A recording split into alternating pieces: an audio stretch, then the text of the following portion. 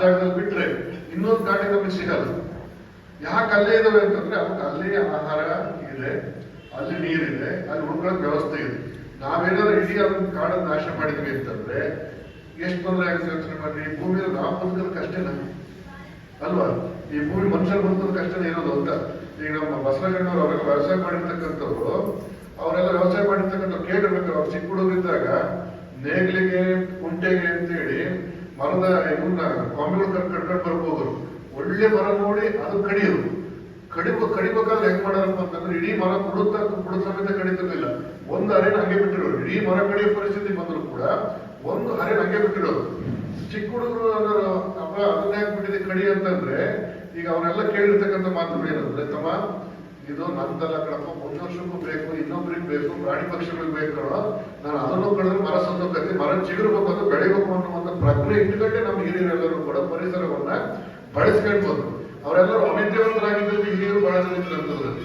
ಈಗ ಅಂತ ವಿದ್ಯಾವಂತರು ಕೂಡ ಈ ತರದ ಪರಿಸರದ ಸೂಕ್ಷ್ಮತೆಗಳನ್ನು ಅರ್ಥ ಮಾಡಿಕೊಳ್ಳಾರ್ದಂಗೆ ಇಡೀ ಪರಿಸರ ನಾಶ ಮಾಡಿ ನಾವು ಇಂಥ ಯೋಜನೆಗಳು ಮಾಡ್ತೀವಿ ಅಂತಂದ್ರೆ ಅದು ತಪ್ಪಲ್ವಾ? ನಮಗೆ ವಿದ್ಯುತ್ ಬೇಕೇ ಬೇಕು, ಪೀಕ್ ಅವರ್ಸ್ ಅಲ್ಲಿ ವಿದ್ಯುತ್ ಬೇಕೇ ಬೇಕು ನಮಗೆ ಅಂತಂದ್ರೆ ಯೋಚನೆ ಮಾಡ್ಬೇಕಾಗಿರ್ತಕ್ಕಂಥದ್ದು ಏನವರು ಮಾಡ್ಬೇಕಾಗಿರ್ತಕ್ಕಂಥ ಯೋಜನೆ ಏನಪ್ಪಾ ಅಂತಂದ್ರೆ, ಈಗ ಸೌರ ವಿದ್ಯುತ್ ನಮ್ಮ ಹೊಸ ಕೇಂದ್ರದಲ್ಲಿ ಹಾಕ್ಸಿದ್ದಾರೆ. ವೆಂಕಟಪುರ ಸೇರ್ಕೊಂಡು ಹೊಸ ಕೇಂದ್ರದ ಮೇಲೆ ಸೌರ ವಿದ್ಯುತ್ ಫಲಕಗಳನ್ನು ಹಾಕ್ಸಿದ್ದಾರೆ. ಅದರಿಂದ ಹೊಸ ಕೇಂದ್ರಕ್ಕೂ ಆದಾಯ ಬರ್ತಾ ಇದೆ. ಸರ್ಕಾರ ಕೂಡ ಒಂದಿಷ್ಟು ಸಬ್ಸಿಡಿ ಕೊಡ್ತು. ಅವತ್ತು ನಾವು ಬೇಗ ಮಾಡಿಸಿದ್ರೆ ನಮಗೆ ಒಳ್ಳೆ ಬೆಲೆ ಕೊಟ್ಟು ಕೊಂಡ್ಕೊಳ್ತಿದ್ದಾರೆ. ಅದಾಗಿ ಒಂದು 6 ತಿಂಗಳ ನಂತರದಲ್ಲಿ ಹಾಕ್ಸಿದವರಿಗೆ ಅಷ್ಟು ಸಬ್ಸಿಡಿನೂ ಇಲ್ಲ, ಅಷ್ಟು ಬೆಲೆ ಕೊಟ್ಟು ಕೊಂಡ್ಕೊಳ್ತಿಲ್ಲ ಸರ್ಕಾರ. ನಾವ್ ಹೇಳೋದು ಇದು 10,000-20,000 ಕೋಟಿ ಖರ್ಚು ಮಾಡ್ತಾರಲ್ಲ, ಅದ್ರ FD ಹಾಕ್ರಿ, ಈ ತರದ ಸೌರ ವಿದ್ಯುತ್ ಫಲಕಗಳನ್ನು ಅಳವಡಿಸೋದಕ್ಕೆ ಜಾಸ್ತಿ ಸಬ್ಸಿಡಿ ಕೊಡ್ರಿ, ಒಳ್ಳೆ ಬೆಲೆ ಕೊಟ್ಟು ಕೊಂಡ್ಕೊಳ್ರಿ, ಅವುಗಳಿಗೆ ಒಳ್ಳೆ ಬ್ಯಾಟ್ರಿಗಳನ್ನ ಇಟ್ಕೊಳ್ರಿ. ಶಿವಮೊಗ್ಗಕ್ಕೆ ಒಳ್ಳೆ ಬ್ಯಾಟ್ರಿಗಳು ಮಾಡ್ಲಿ, ತಪ್ಪೇನು ಯಾವತ್ತು ಖರ್ಚು ಮಾಡ್ತಾರಲ್ಲ ಅದನ್ನ ಒಂದು ಒಳ್ಳೆ ಬ್ಯಾಟ್ರಿ ಮಾಡಿ ಆ ಬ್ಯಾಟ್ರಿ ಒಳಗೆ ಸಂಗ್ರಹಿಸಿಟ್ಟು ಯಾವಾಗ ಬೇಕಾವಾಗ ಅದನ್ನ ನಾವು ನಿಯಮಿತವಾಗಿ ವಿದ್ಯುತ್ ಅನ್ನ ಕೊಡೋದಕ್ಕೆ ಅವಕಾಶ ಇರ್ತದೆ. ಆ ತರದ ಯೋಚನೆಗಳನ್ನ ಮಾಡ್ತಕ್ಕಂಥದ್ದನ್ನ ರೂಢಿಸಿಕೊಳ್ಬೇಕು ಅನ್ನುವಂಥದ್ದು ನಮ್ಮ ಒಂದು ಪರಿಸರವಾದಿಗಳೆಲ್ಲರ ಒಂದು ಅಭಿಪ್ರಾಯ.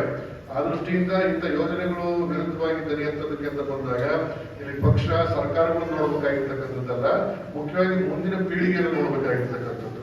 ಈ ಪ್ರಕೃತಿ ಮತ್ತು ಇರ್ತಕ್ಕಂಥ ಸಂಪನ್ಮೂಲ ಏನಿದೆಯಲ್ಲ, ಅದು ಮುಂದಿನ ಪೀಳಿಗೆಯವರು ನಮಗೆ ಕೊಟ್ಟಿರ್ತಕ್ಕಂಥ ಸಾಲ. ಅರ್ಥ ಆಗುತ್ತಲ್ಲ?